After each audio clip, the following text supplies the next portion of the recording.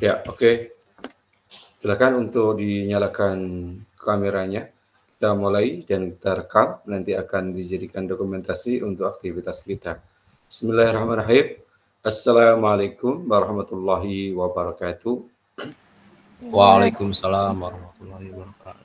Alhamdulillah. Waalaikumsalam. Alhamdulillahilladzi arsala rasulahu bil huda wa dinil haqqa liyudhhirahu 'ala dini kullihi wa kafa billahi syahida. Asyhadu an la ilaha illallah wahdahu la syarikalah wa asyhadu anna Muhammadan abduhu wa rasuluhu. Allahumma shalli ala sayyidina Muhammad wa ala ali sayyidina Muhammad. Fa ya ayyuhal hadirun ittaqullaha haqqa tuqatih wa la tamutunna illa wa antum muslimun. Qala Allahu ta'ala fil Qur'anil Karim. A'udzu billahi minasyaitonir rajim. Bismillahirrahmanirrahim. Yarfa'illahu alladziina aamanu minkum walladziina utul ilma darajat. Amma ba'd. Saudara sekalian, para mahasiswa yang saya hormati, alhamdulillah puji syukur atas nikmat Allah. Salawat dan salam kita sanjungkan kepada baginda Nabi kita, baginda Nabi besar Muhammad sallallahu alaihi wasallam yang telah membimbing kita dari zaman kegelapan menuju zaman yang penuh dengan kebahagiaan, yaitu zaman Islamiyah ini. Pada kesempatan kali ini tentu adalah pertemuan virtual kita setelah beberapa waktu yang lalu kita telah melakukan aktivitas dan kegiatan kita. Maka terkait dengan hal ini kita akan mengisi aktivitas tatap maya virtual ini. Pertama tentu evaluasi terhadap kegiatan kita dalam perkuliahan kita selama ini. Yang kedua adalah tentang materi pada saat ini. Saudara sudah bisa lihat materi kita dan boleh jadi saudara juga sudah mempelajarinya. Maka saya akan sampaikan materi kita, saya akan presentasikan terhadap materi yang akan kita bahas pada tatap maya virtual pada saat ini. Bisakah saudara lihat di materi kita? Ya. Sudah terlihat, Pak. Sudah, Pak. Oke, siap. Ya. Pada materi kita pembahasannya tentang membangun keluarga harmonis melalui pernikahan. Tentu ini adalah tujuan kita bagi seorang laki-laki dan perempuan yang sudah mapan baik secara finansialnya, secara fisiknya, maupun secara psikologisnya untuk melangsungkan sebuah pernikahan yang tujuannya adalah untuk membangun keluarga yang harmonis. Oke, kita lanjutkan. Dalam slide ini kita akan bahas tentang hukum perkawinan dalam Islam, terkait tentang pengertian perkawinan itu sendiri, tentang rukun perkawinan, tujuan dan hikmah pembentukan keluarga Islam, larangan dalam perkawinan, dan hukum melakukan perkawinan. Tentu saudara yang berbahagia, ibadah yang paling enak itu ya, dari seluruh ibadah yang kita lakukan, itu adalah hanya pernikahan atau perkawinan itu sendiri.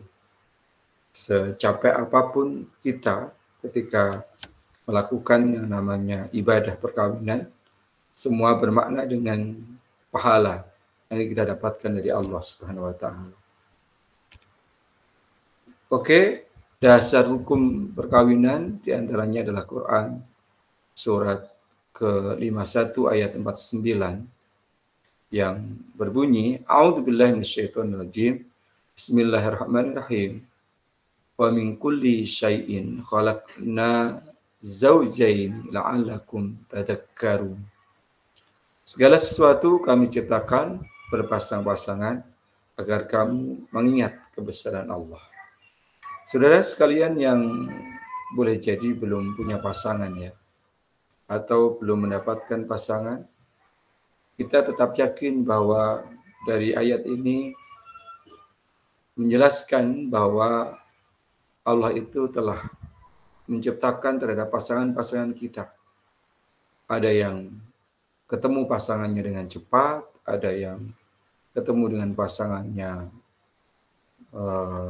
lambat, atau sebaliknya, ada yang ketemu pasangannya di usia-usia yang sudah matang. Karena hal inilah yang dimana tidak ada yang tahu tentang takdir Allah, bagaimana Allah Subhanahu wa taala menentukan pasangan kita ada di mana. Tidak ada yang tahu. Itu merupakan rahasia dari Allah Subhanahu wa taala. Sementara tugas kita sebagai hamba Allah itu hanya berusaha. Usaha kita untuk mencari pasangan kita yang tentunya untuk dunia dan akhirat kita. Seorang yang ingin mempunyai pasangan, misalkan dari negara lain, maka harus dicari dengan cara apa? Ya tentunya diantaranya adalah komunikasi yang dibangun di antara kedua belah pihak, antara seorang laki-laki dan perempuan. Dasar hukum perkawinan, dasar hukum yang lain terdapat dalam Quran Surat An-Nur ayat 32 yang menjelaskan a'udzubillahiminasyaitonirrajim bismillahirrahmanirrahim wankihul ayama minkum wassalihin min ibadikum wa imaikum yakunu fuqara'a yughniyahimullahu min fadlihi wallahu wasi'un alim. Nikahkanlah orang-orang yang masih membujang di antara kamu dan juga orang-orang yang layak menikah dari hamba-hamba sahayamu, baik laki-laki maupun perempuan. Jika mereka miskin, Allah akan memberi kemampuan kepada mereka dengan karunia-Nya. Allah Maha Luas pemberiannya, lagi Maha mengetahui. Jadi ketika seseorang mau berumah tangga, takut tentang finansialnya, saya belum siap dan sebagainya. Nanti saya akan memberikan apa terhadap anak-anak kita, anak orang dari istri kita. Maka di dalam hal ini Allah insya Allah yang akan memberikan kecukupan bagi kita. Dan yakinlah, pastilah Allah Subhanahu wa taala akan berikan yang namanya kekayaan atau rezeki yang didapatkan dari pernikahan laki-laki dan perempuan tersebut. Kita bercerita bagaimana pada waktu kita menikah itu belum punya apa-apa. Dan bahkan mungkin bukan siapa-siapa. Setelah pernikahan itu terjadi, Allah berikan rezeki kepada kita di antara pasangan tersebut. Dari tempat tinggal yang istilahnya mungkin jadi kontraktor, kontrak sana, kontrak sini. Tapi itulah kenikmatan yang kemudian Allah berikan, rezeki akhirnya bisa punya tempat tinggal, punya keturunan dan lain sebagainya. Jadi tidak ada ceritanya alasan bagi seseorang yang menunda pernikahan karena kemiskinan atau ketidakmapanan dalam hal ini. Yakinlah bahwa Allah akan berikan rezeki kepada kita semuanya. Yang selanjutnya bicara tentang pengertian perkawinan menurut Undang-Undang Nomor 1 Tahun 1974, perkawinan adalah ikatan lahir batin antara seorang pria dengan seorang wanita. Dia ada ikatan lahir batin antara seorang pria dan seorang wanita sebagai suami istri dengan tujuan membentuk keluarga rumah tangga yang bahagia dan kekal berdasarkan ketuhanan yang Maha Esa. Hal ini dijelaskan pada Undang-Undang Nomor 1 Tahun 1974 tentang perkawinan pada pasal 1. Jadi perkawinan itu ikatannya bukan saja lahir, tetapi ada batiniah di antara kedua belah pihak, antara laki-laki dan perempuan, bukan perempuan dengan perempuan atau laki-laki dengan laki-laki. Di sini adalah antara laki-laki dan perempuan. Dan tentunya tujuannya membentuk rumah tangga, keluarga. Maka sering kita dengar di dalam doa yang kita ucapkan kepada teman-teman kita, saudara kita, siapapun yang sedang melangsungkan pernikahan, sering ada doa yang kita ucapkan, misalkan keluarga Syamawa gitu, sakinah mawadah warahmah. Ada lagi sakinah mawadah warahmah dan takwa. Sakinah itu artinya ketentraman ya. Yaitu artinya rasa cinta, kebahagiaan. Dan kemudian mawadah itu artinya rasa cinta, dan warahmah itu artinya adalah kasih sayang. Jadi ketentraman dalam keluarga itu didapatkan dengan, dalam hal ini yaitu disebut dengan sakinah itu sendiri. Kemudian mawadah itu rasa cinta, dan kemudian warahmah itu rasa kasih sayang. Rasa cinta dengan kasih sayang itu bedanya, rasa cinta itu terkait tentang fisik, kecantikan, dan lain sebagainya. Tapi kalau sudah semakin pernikahan semakin tua itu, maka cantik itu akan semakin pudar. Maka yang tumbuh adalah rasa rahmahnya, itu kasih sayang. Dan kemudian pernikahan itu tujuannya tentu adalah ketakwaan, rasa ketentraman, rasa cinta, rasa kasih sayang, dan kemudian adalah ketakwaan. Ketakwaan kepada siapa? Tentu kepada Allah Subhanahu wa taala. Saudara sekalian yang berbahagia, masih bicara tentang pengertian perkawinan. Menurut kompilasi hukum Islam, perkawinan itu adalah pernikahan, yaitu akad yang sangat kuat atau mitsaqan ghalizan untuk mentaati perintah Allah dan melaksanakannya merupakan ibadah. Jadi itu nikah itu ibadah. Jadi tadi saya bilang ibadah yang bisa kita lakukan dan menjadi sebuah kenikmatan yang luar biasa itu yaitu pernikahan. Maka bagi saudara-saudara yang belum menikah dan sudah mampu untuk melakukannya, sudah ada calonnya, tidak usah takut akan yang namanya pernikahan, karena itu adalah ibadah. Dan di mana hubungan suami istri itu semuanya dinilai dengan ibadah kepada Allah Subhanahu wa taala. Kalau belum menjadi suami istri, maka mohon maaf, apa yang kita lakukan antara seorang laki-laki dan perempuan belum ada ikatan, pujaannya, sanjungannya itu justru menjadikan racun atau dosa yang tidak dibenarkan dalam agama. Tapi kalau sudah melakukan pernikahan, itu adalah ibadah. Ujian terhadap suami istri itu adalah ibadah. Kemudian menurut ulama Syafi'iyah, nikah adalah akad yang menjamin kepemilikan untuk bersetubuh dan menggunakan lafaz nikah atau tajwid. Ya, jadi persetubuhan itu dihalalkan karena adanya proses akad nikah atau pernikahan itu sendiri. Dalam pernikahan itu ada yang namanya rukun perkawinan atau pernikahan. Jadi rukun ada sesuatu yang harus dipenuhi sebelum pernikahan itu terjadi. Di antaranya ada calon mempelai laki-laki, ada calon mempelai wanita, kemudian ada wali dari pihak wanita, 2 orang saksi dari pihak wanita atau perempuan, dari pihak laki-laki satu-satu ya. Dan kemudian ada ijab dan qabul. Maka nikah akan menjadi sah apabila ada rukun nikah ini. Mau namanya pernikahan apa, mau nikah lari kah, nikah siri kah, nikah apapun, kalau rukun nikahnya terpenuhi secara hukum Islam, maka pernikahan itu menjadi sah, mereka menjadi suami istri.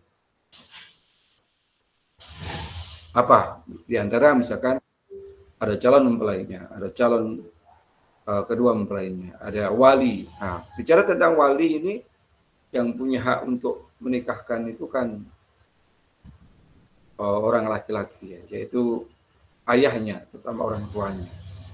Apabila ayah atau bapaknya itu tidak ada, maka kita cari wali yang lain, misalkan ada paman, atau juga misalkan ada kakek, atau juga ada saudara laki-laki kita. Nah, itu boleh untuk menjadikan wali. Seperti halnya kita dengar kemarin ya, tentang pernikahan salah satu anak dai terkenal itu, almarhum Ustadz Jeffrey Al-Bukhari ya masalah ya. Itu kan dinikahkan oleh saudara laki-lakinya, itu adik atau kakak ya, adik sepertinya. Itu boleh menjadi wali. Kemudian adanya ijab dan qabul ya. Ijab itu perkataan dari wali.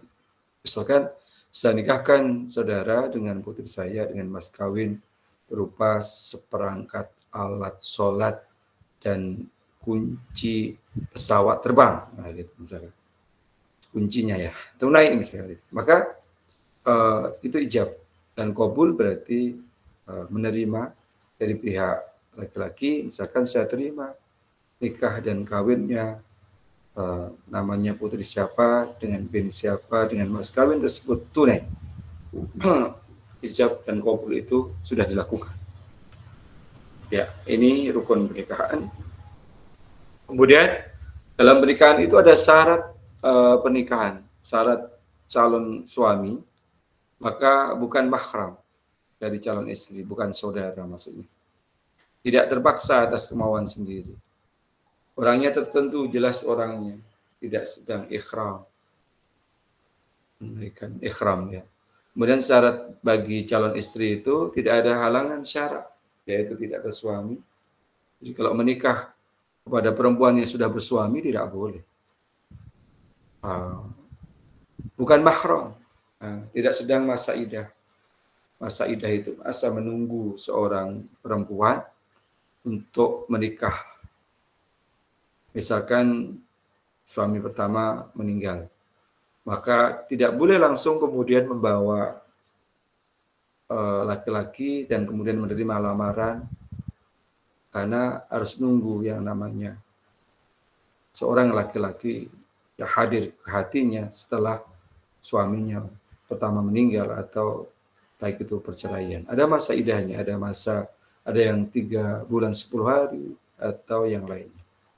Itu masa idah, masa menunggu. Jadi perempuan yang misalkan cerai karena mati suaminya, besok ketemu dengan laki-laki mungkin mantannya yang ingin melamarnya, maka tidak dibenarkan. Jadi masa idah itu berlaku dan mereka menunggu diperbolehkannya untuk menikah.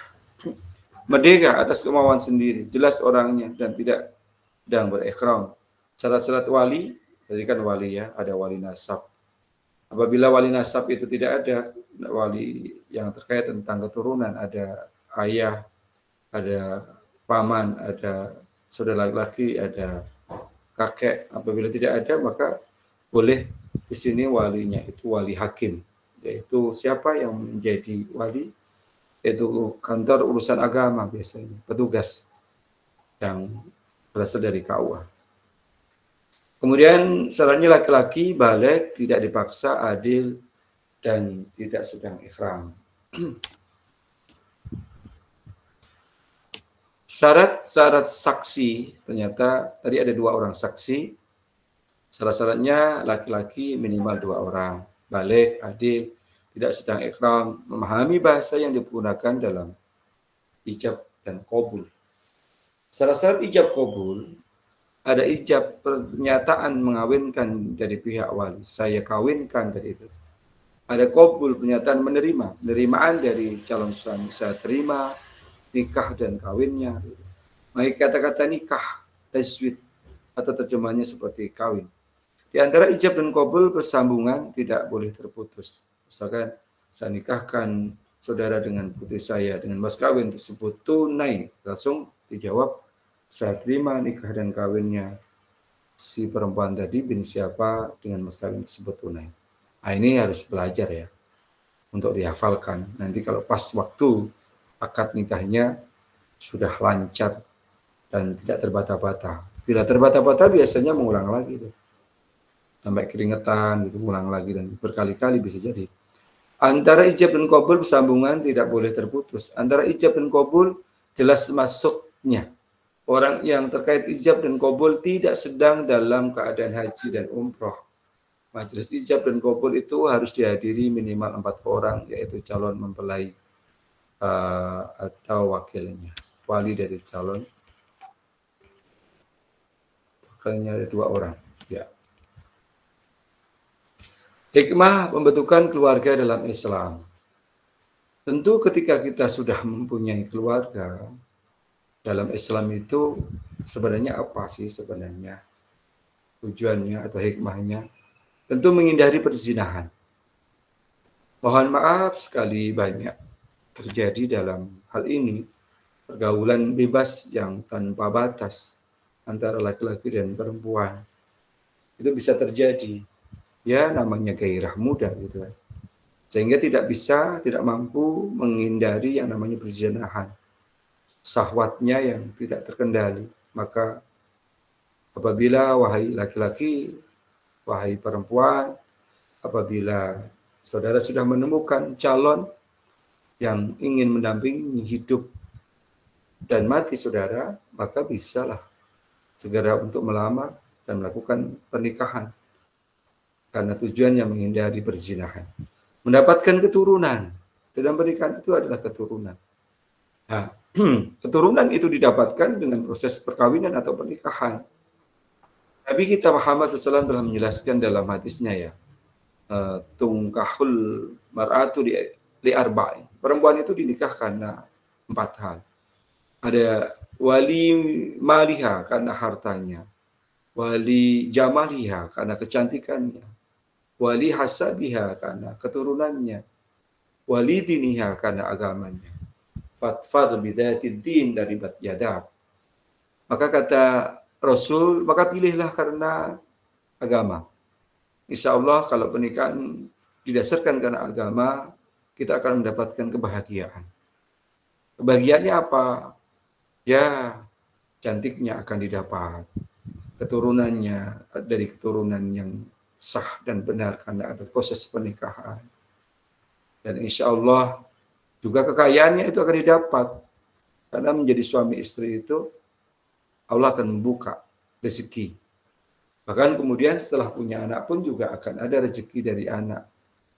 Jadi semangat untuk melakukan yang namanya proses perkawinan atau pernikahan. Kemudian melindungi wanita.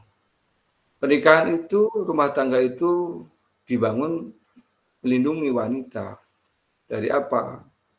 Dari perilaku-perilaku kemungkaran yang lain atau pelecehan-pelecehan terhadap wanita.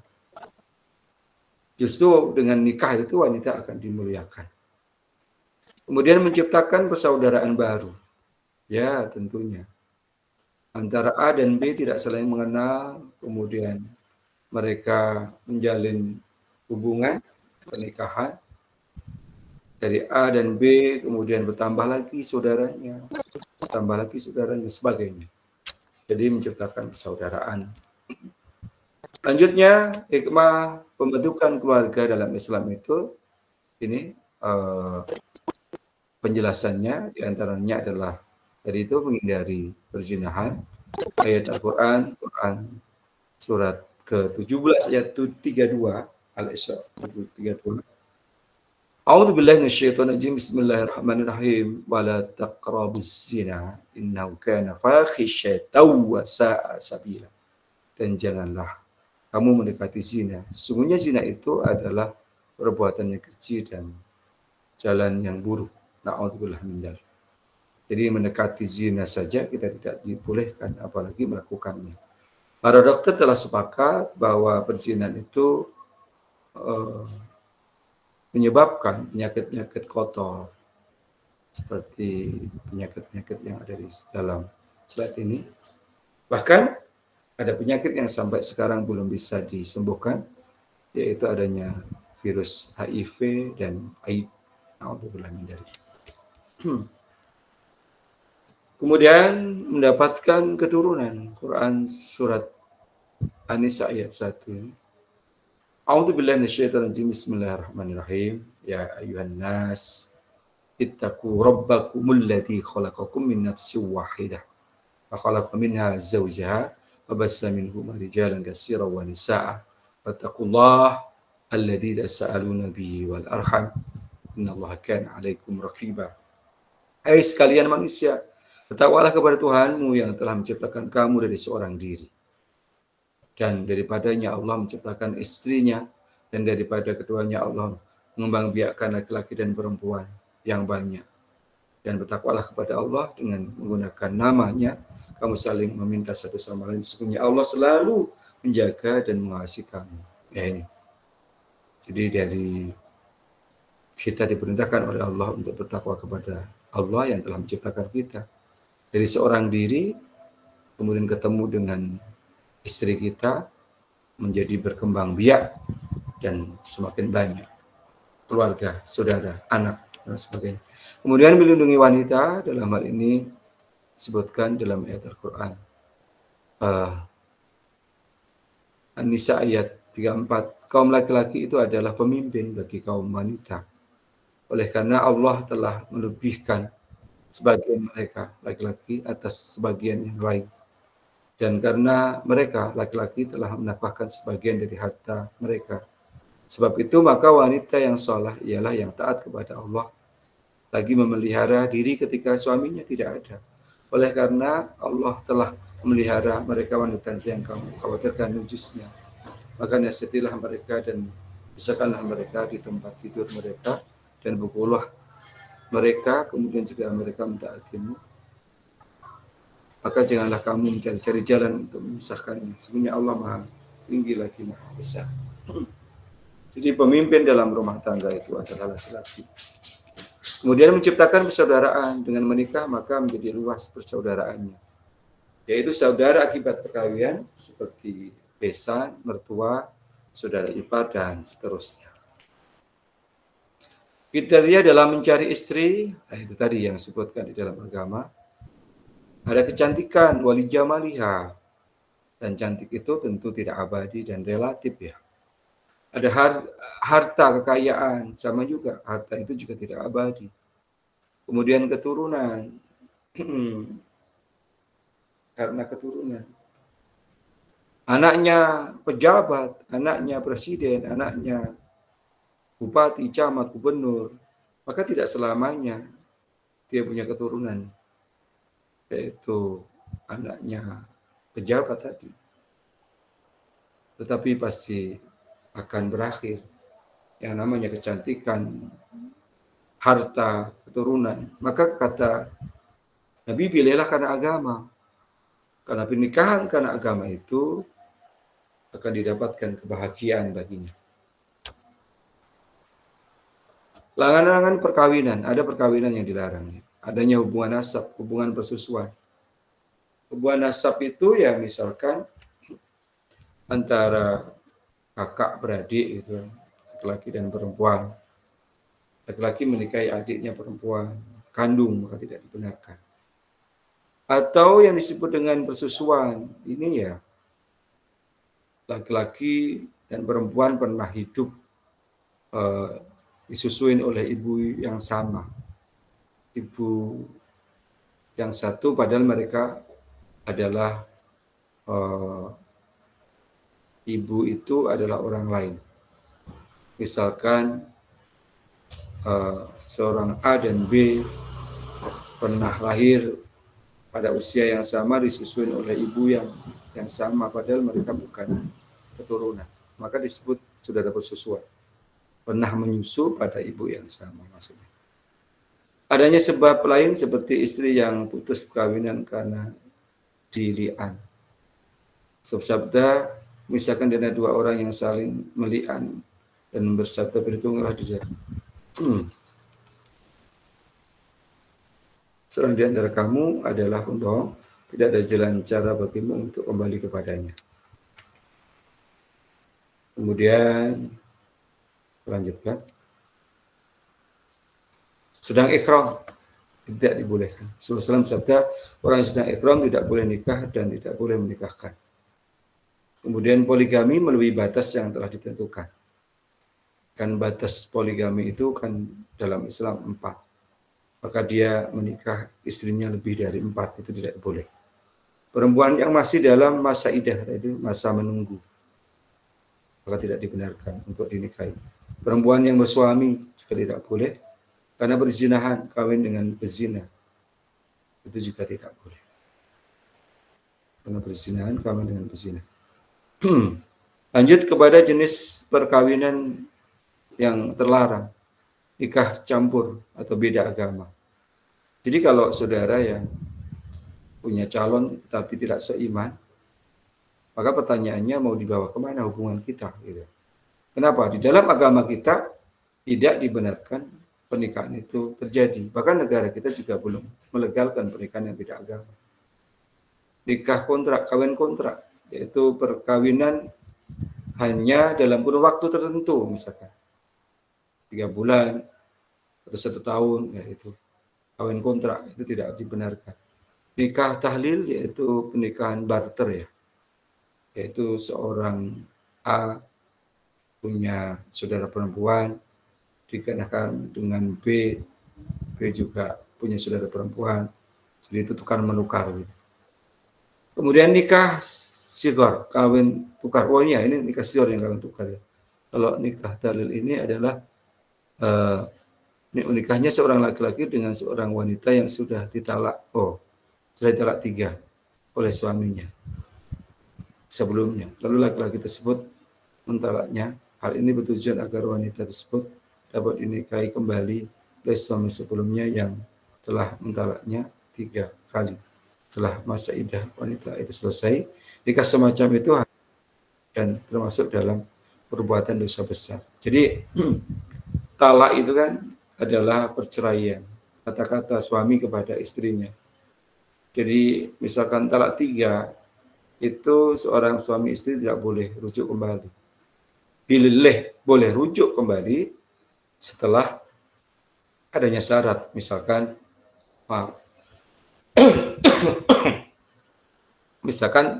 si perempuan itu menikah dengan laki-laki lain, dan kemudian dia cerai, baru boleh kembali kepada suami yang pertama tadi, yang mentalak 3. Kemudian hukum melakukan perkawinan, ini ada hukum wajib, pernikahan menjadi sunnah, mubah, haram, dan makruh. Jelasannya ini. Jadi wajib ini adalah kawinan yang harus dilakukan oleh seorang yang memiliki kemampuan untuk menikah, berumah tangga, serta memiliki nafsu biologis, nafsu, dan khawatir benar dirinya akan melakukan zina manakala tidak melakukan perkawinan. Nah, ini tadi. Jadi kalau dia tidak mampu menahan nafsu syahwatnya, sudah punya yang namanya calon, dan sudah punya kemampuan secara finansial, maka dia takut berbuat zina, hukumnya menjadi wajib. Sunnah, perkawinan menjadi sunnah bila dilakukan seorang dipandang dari faktor pertumbuhan jasmaninya sudah wajar dan cenderung untuk kawin, dia sudah punya kemampuan, punya biaya hidup sendiri, baginya melakukan perkawinan sunnah. Bila dia kawin menerima pahala, kalau tidak atau belum kawin, dia tidak berdosa. Jadi ini sudah punya calon, sudah punya modal, tapi dia mampu untuk menjaga dirinya dari syahwatnya, maka sunnah. Ibahah atau boleh, yaitu mubah perkawin dilakukan tanpa ada faktor yang mendorong memaksa atau yang menghalanginya. Dan ibahah inilah yang umum terjadi di tengah-tengah masyarakat luas dan oleh kebanyakan ulama dinyatakan sebagai hukum dasar dari hukum asal dari nikah itu. Jadi mubah, boleh. Kemudian makruh, karena hukumnya makruh bagi yang mempunyai kemampuan untuk melakukan perkawinan, juga cukup mempunyai kemampuan untuk menahan dari diri sehingga tidak memungkinkan dirinya tergelincir berbuat zina sekiranya tidak kawin. Hanya saja orang ini tidak mempunyai keinginan yang kuat untuk dapat memenuhi kewajiban suami istri yang baik. Nikah juga bisa menjadi makruh bagi seorang yang mampu dari segi material tapi lemah secara batin, seperti orang yang lemah syahwat. Jadi yang lemah syahwat itu dihukumi makruh.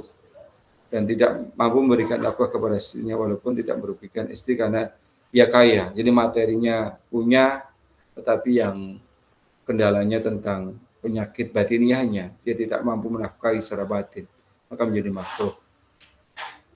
Haram, tentu pernikahan dilakukan karena ingin menyakiti hati perempuan, melakukan kekerasan dan sebagainya. Pernikahan karena muhrim, tidak dibenarkan. Itu pernikahan yang perempuan muslim dikawinkan dengan laki-laki non muslim, haram. Kurang untuk poliandri. Ya, saudara sekalian yang berbahagia, sudah selesai materi kita yang membahas tentang pernikahan. Silahkan saudara yang ingin bertanya ataupun ingin membahas ini lebih dalam, silahkan. Saya berikan kesempatan. Bentar, saya izin dulu.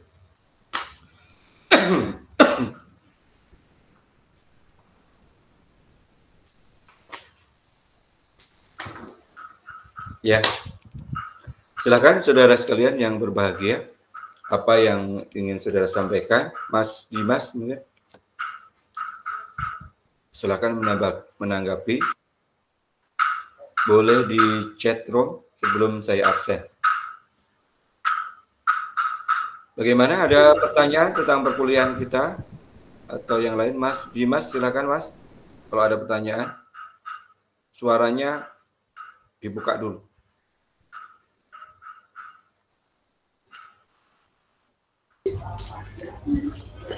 Silakan, Mas. Ya Pak, selamat malam Pak. Assalamualaikum warahmatullahi wabarakatuh Pak.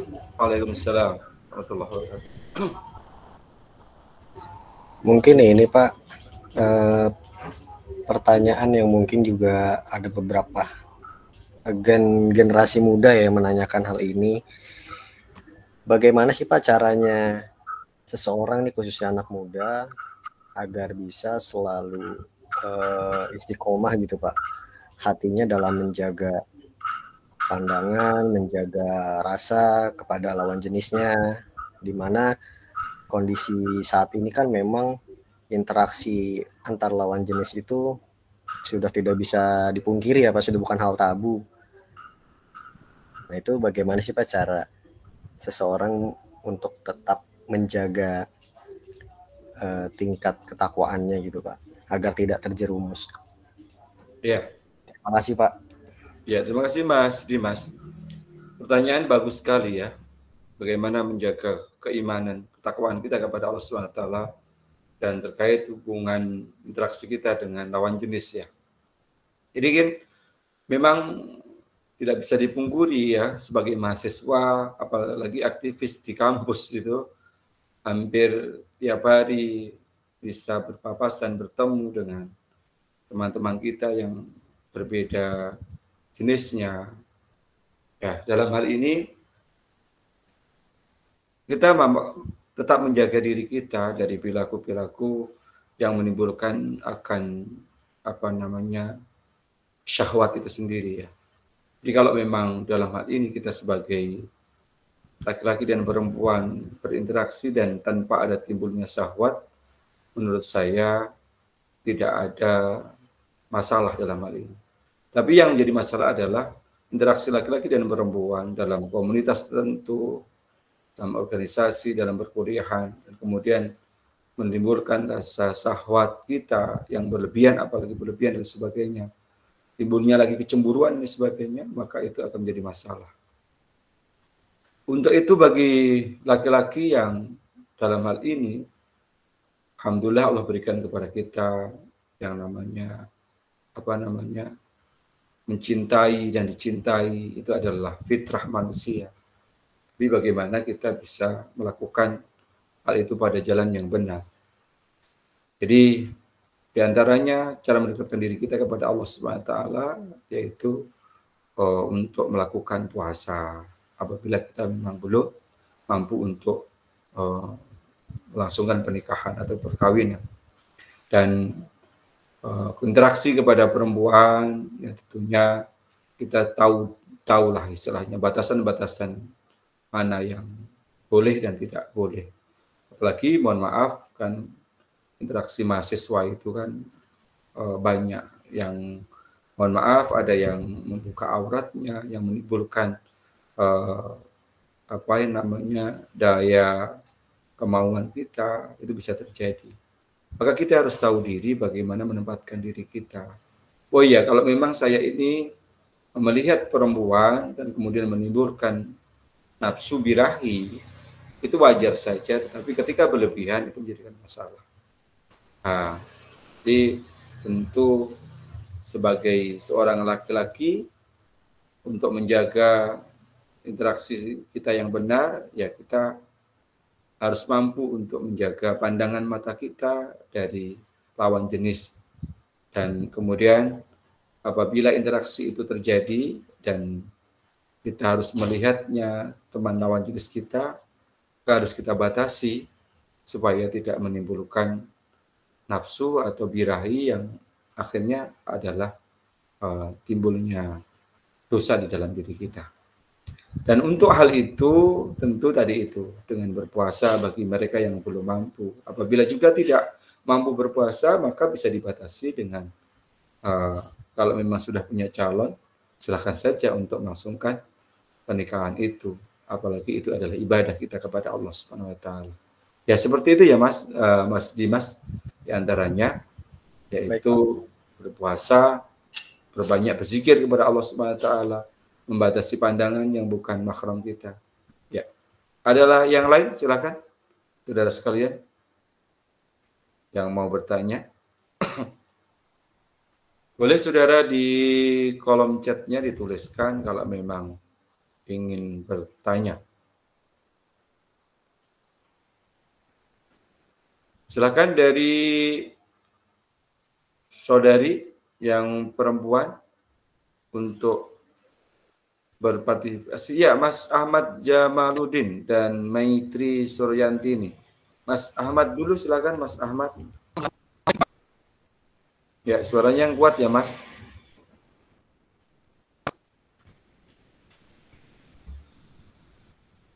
Suaranya tidak kedengaran.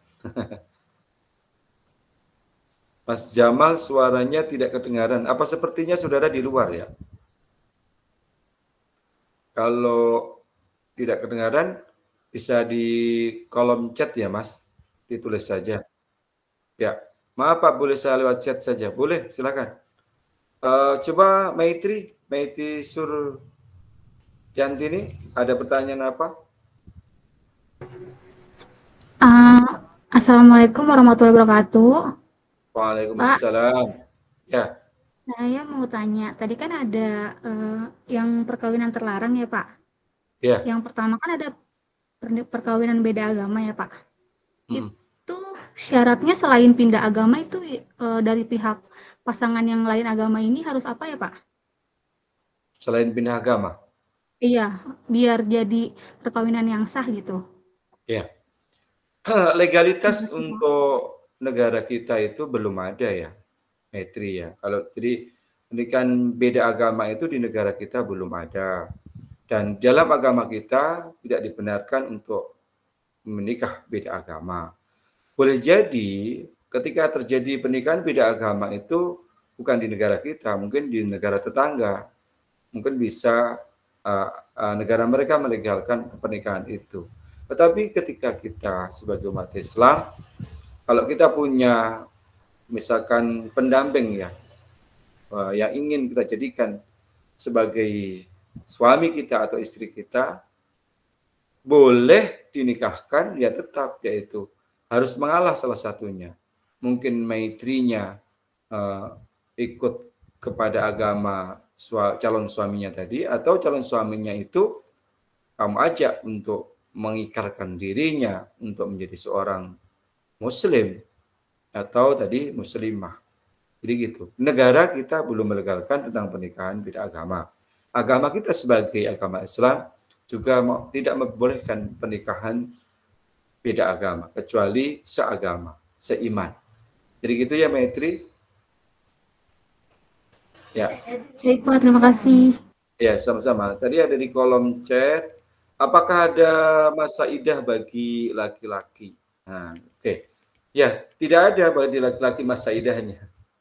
Jadi kalau misalkan, mohon maaf, hari ini ditinggal istrinya, meninggal dunia, kemudian besok dia menemukan calon untuk menikah, ya boleh saja. Cuma mungkin terkait tentang norma kali ya, etika gitu di dalam bermasyarakat. Mungkin masyarakat lingkungan kita akan menghukumi kita, bahkan mungkin mengatakan kok kuburan istrinya saja belum kering kok sudah menikah. Laki-laki tidak masa idah mah. Jadi silakan saja melakukan pernikahan setelah istrinya meninggal dunia atau seperti apa, karena tidak ada yang dibawa bagi laki-laki, yaitu istilahnya dia tidak mengandung gitu ya. Kalau yang perempuan kan boleh jadi perceraian itu terjadi sementara sebelumnya terjadi hubungan suami istri. Boleh jadi ada janin yang ada di dalam kandungan yang tidak diketahui oleh pasangan yang melakukan perceraian itu sendiri. Ya, jadi tidak ada ya Mas. Silakan lanjut, ada pertanyaan.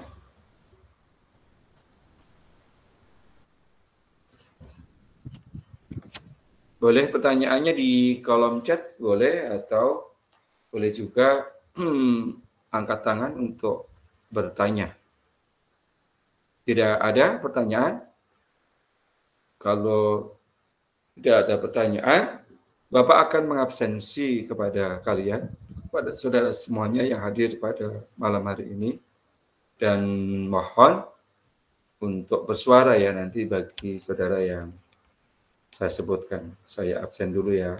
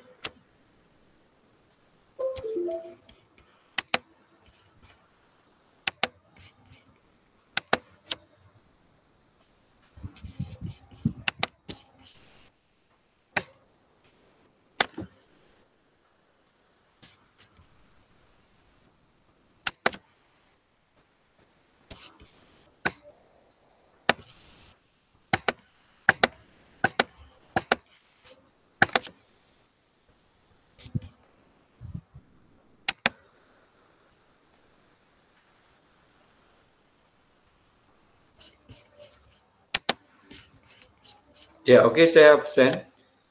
Lilis Suryana ada? Lilis Suryana ada? Tidak ya? Nah, Nia Wanda Alawiyah? Hadir, Pak. Ya. Kemudian Lukmanto? Hadir, Pak. Hadir, Pak. Ya. Adinda Salsabila? Adinda Salsabila? Aisyah Wahyu Ananta? Hadir, Pak. Hadir. Ya. Aji Sudiarso Putra. Hadir, Pak. Hadir, Pak. Ya. Kemudian Alex Susanto. Sekali lagi Alex Susanto. Kemudian Anissa Tri Indriati. Hadir, Pak. Ya.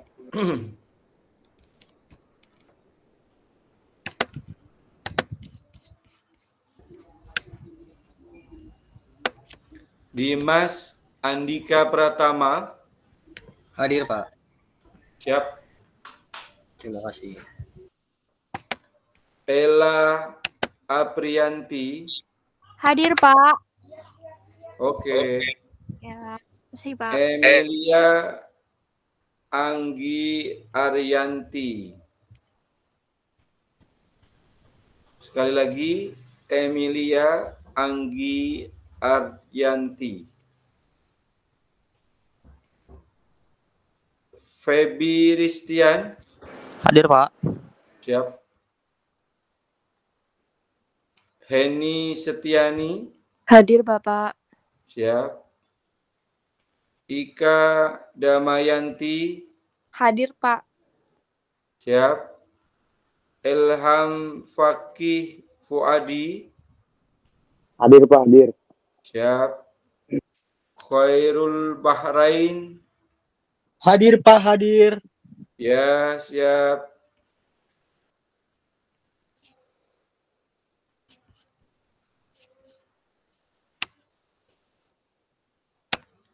Monika Yunianti.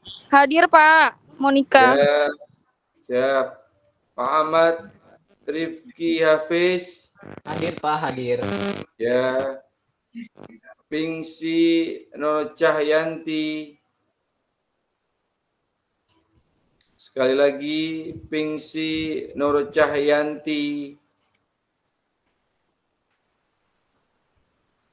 Rizky Dwi Nur Setio. Hadir, Pak. Siap. Sunarti. Hadir, Pak. Ya. Terima kasih. Ya. Siva Rahmawati. Hadir, Pak. Ya. Tia Nur Amalia. Hadir, Pak. Hadir. Jafarani Vesera. Hadir, Pak. Hadir. Ya. Dimas Prasetyo. Hadir, Pak. Hadir. Ya. Imelia Santi. Hadir, Pak. Hadir, Ya. Pak. Siap.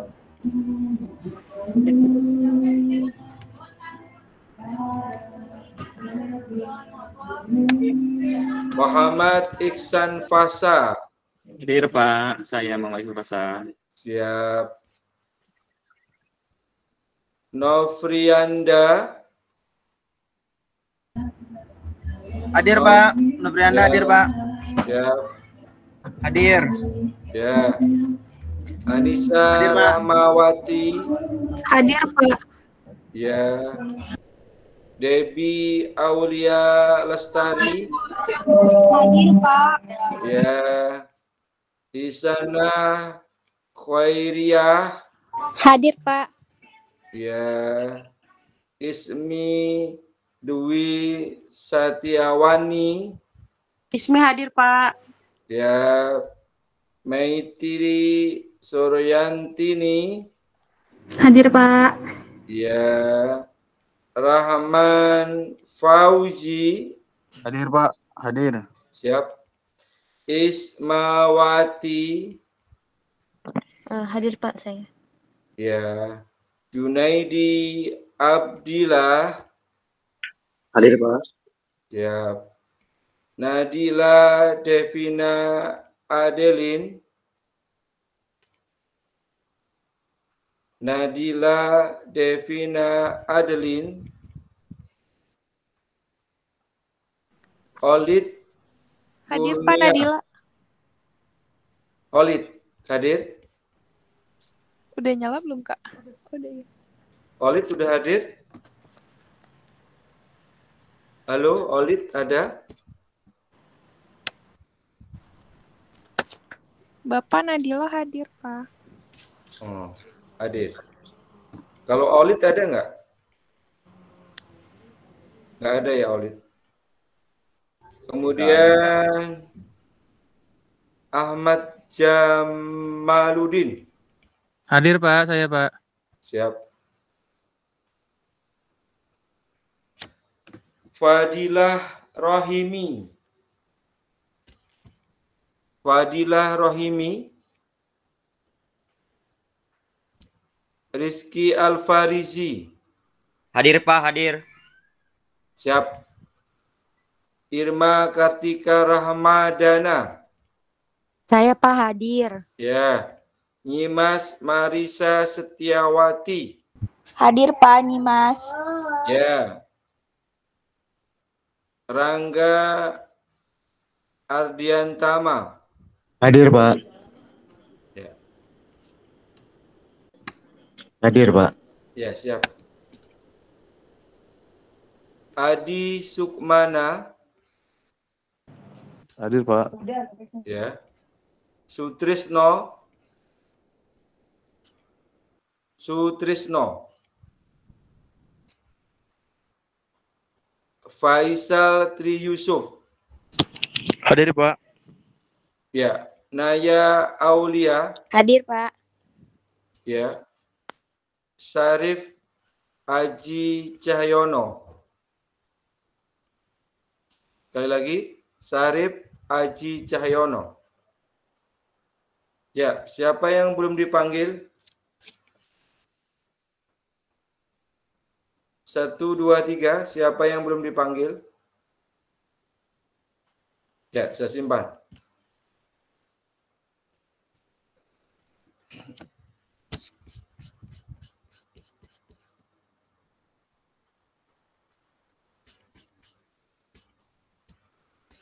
Oke, saudara sekalian yang berbahagia, mohon untuk dibuka kameranya. Kita akan foto dulu ya. Ya, ayo dibuka. Silakan buka kameranya. Kita akan foto. Lihat kamera dan nanti akan saya simpan di kuliah online kita. Ayo, silakan diperlihatkan wajah dan wajahiyahnya. Tuh, ayo silakan. Ika Damayanti, Mas Ilham, Aisyah, Naya, Aulia mana? Ahmad Jamal, fotonya mana? Muhammad Rifki dan 3 lainnya. Silakan dibuka kameranya, kita hitung ya. 1, 2, 3. Oke, bentar. Bentar dulu, tahan dulu ya. Nggak ada. Oh, kita simpan dulu. Bentar. Tas doang. Udah dar.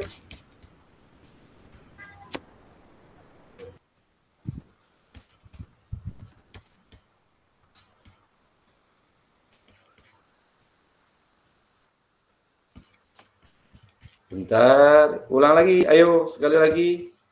Silakan dibuka kameranya, action yang cakep actionnya tuh kayak si Ismi tuh. Tuh kayak Ismi tuh cakep tuh. Ya Ismi, semangat.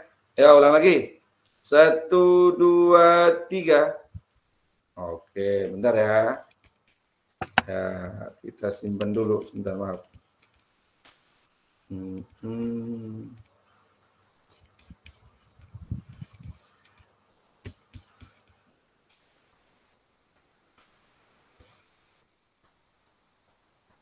Sambil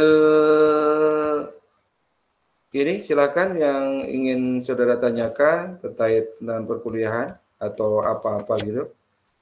Saya hanya memberikan semangat buat saudara semuanya, semangat kuliahnya, dan saya doakan semoga sukses dan diberikan kemudahan dalam kuliahnya, dan tentunya adalah nilainya mendapatkan nilai yang memuaskan semuanya. Dan terpenting tugas-tugasnya diselesaikan, baik itu forum, kuis dan sebagainya. Oke, sudah 1 jam kita pertemuannya ya pada hari ini. Apabila ada kekhilafan, kita akan nonton debat dulu. Bapak, mohon maaf lahir batin ya. Semangat untuk kuliahnya.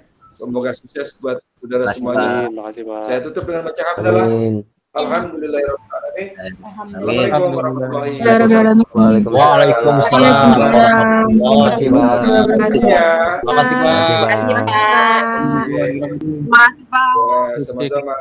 Kita keluar ya. Oke.